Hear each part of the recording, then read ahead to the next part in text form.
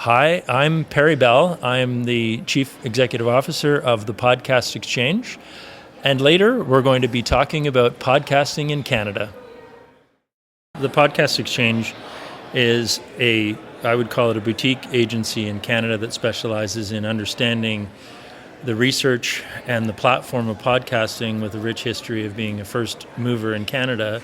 And it offers services of helping brands and agencies connect with listeners on podcasts by representing publishers that are in Canada, both Canadian and international publishers. We also offer research and production assistance and other services. But the majority of our business really is in, let's call it, evangelizing the benefits of the podcasting platform to agencies and brands who are looking to really connect the dots with their audience and their targeted users. So that's where we live. And you joined from Rogers Sports and Media and transitioning away, I guess, from sort of sports broadcasting and sports work into podcasting. What was your initial impression when you joined TPX earlier this year in terms of the Canadian market? Yeah, I have been working in the Canadian media industry since 2000. So I've been a pioneer on the digital space, and I've seen the digital evolution from traditional broadcasting and traditional magazines and the growing pains that went with it.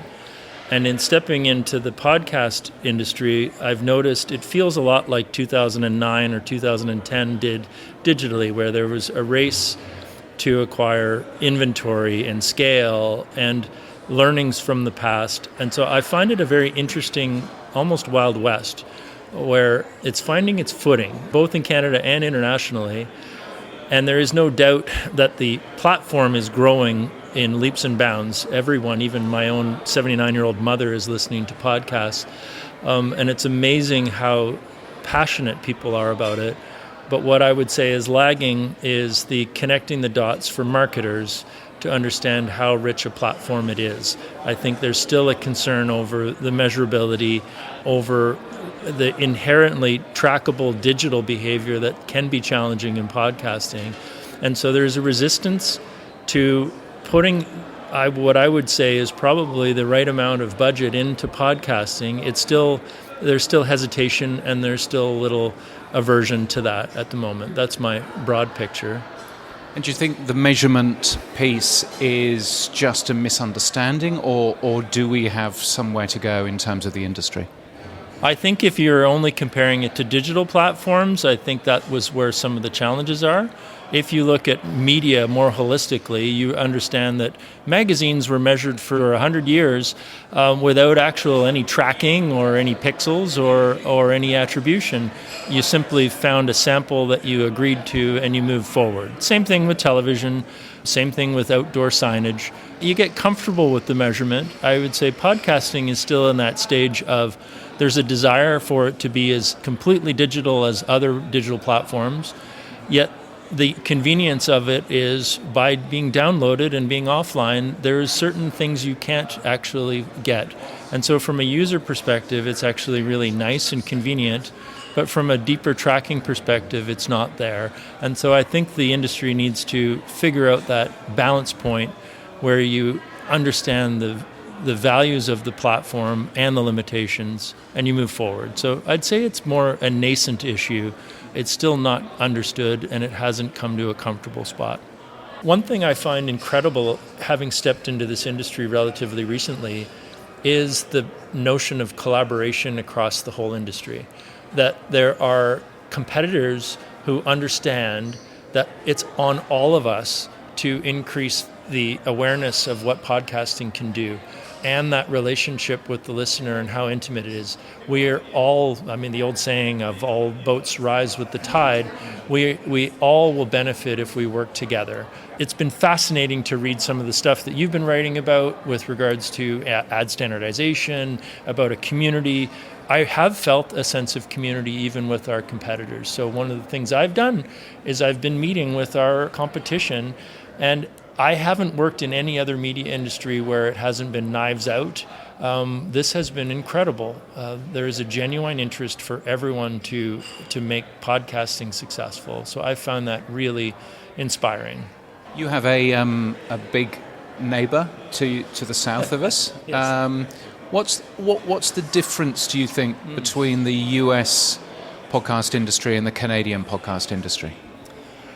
It's both a blessing and a challenge at times in terms of the U.S. culture does definitely roll into Canada. So in terms of often the biggest shows and the most popular shows are the ones that are in the U.S. Canadian culture, in Quebec, the French culture is very similar to Australia, where there is this notion of nationalism, and your top shows are going to be intrinsically French-Canadian, and they're going to not be replaced by France. But in English Canada, our biggest and most popular shows are generally going to be the U.S. shows. The challenge with the Canadian market is that we are a fraction of the scale in terms of population. We have a community that tends to be, we're very cautious people. I think Canadians historically have taken risks, but we are often very conservative on our approach, and we like to wait and see. And so it puts us in a situation where there's tremendous growth happening in podcasting in Canada, but we are probably 4 or 5 years behind the trend line of what it is in the US per capita. And so there is still opportunity. I see it as continuing to evolve, but we're behind. What podcasts do you represent in terms of ad sales? You're representing Canadian stuff, or is it more than that? We have a mix. We have some brands that we have helped get up and going. We host, we provide nurturing and support with them, and they are good Canadian grassroots businesses like the Loonie Hour. We have brands that we represent in Canada, some exclusive like Chorus, some non-exclusive like the CBC. We work with great Canadian publishers, but we also do a lot of our work is with some amazing US content, with iHeartMedia, with All Things Comedy, Soundrise, with WNYC. We've been extending our own networks, and we're doing a lot of business development around trying to find appropriate premium publishers to partner with. How many podcast ad companies are global in nature? You've got, Spotify out there, you've got Acast out there, Global Stacks, although that's sort of changed a little bit in this market. What advantages does TPX have in being a Canadian, focused on Canada? I think it's another, again, I step back into the media industry. There is something great about being Canadian, about being focused on Canadian people, on Canadian listeners, on Canadian brands.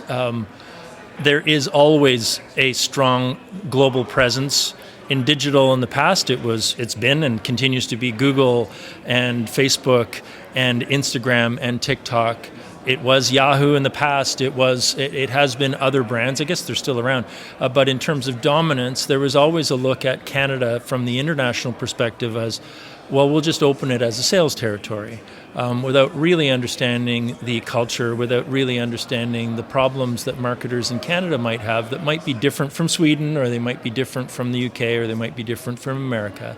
And so one advantage that we have is we are very Canadian, and we're very focused on Canadian solutions. So we are 100% Canadian. We are not selling internationally. We are focused on monetizing and helping Canadian marketers connect with Canadian listeners.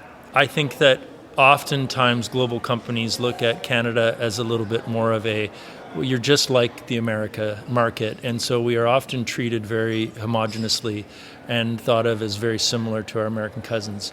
Once you step into Canada, you realize that there is a nationalism, there is a unique identity and culture, and so our approach is very much through that Canadian lens. And where do you see the future going in terms of podcast advertising? And I guess I'm particularly interested in whether there is something that the industry could be doing to help the industry grow. I'm really excited about the opportunity. I think as the media world gets more and more challenging to prove the return on ad spend, as marketers have more and more challenge in defending their budgets, one of the really interesting things is podcasting is one of the platforms where the data shows that if it is good advertising, it's contextual, and you're leveraging that host-listener relationship, people don't mind listening to the ads. In fact, they will listen to the ads and they'll act on the ads. And so I think that there'll be a bit of an awakening as more marketers are actually looking to legitimize where they're spending their money. And they will find that they will start to increase. So the first step is trying it. And then they'll get good feedback, whether it's through brand attribution, through brand list studies. There is a way to show that there is ROI on their spend. I think it's getting harder and harder and harder for marketers to defend that. And so ultimately, this area of growth it's fascinating to watch. Thank you so much for your time. Our pleasure. Thank you.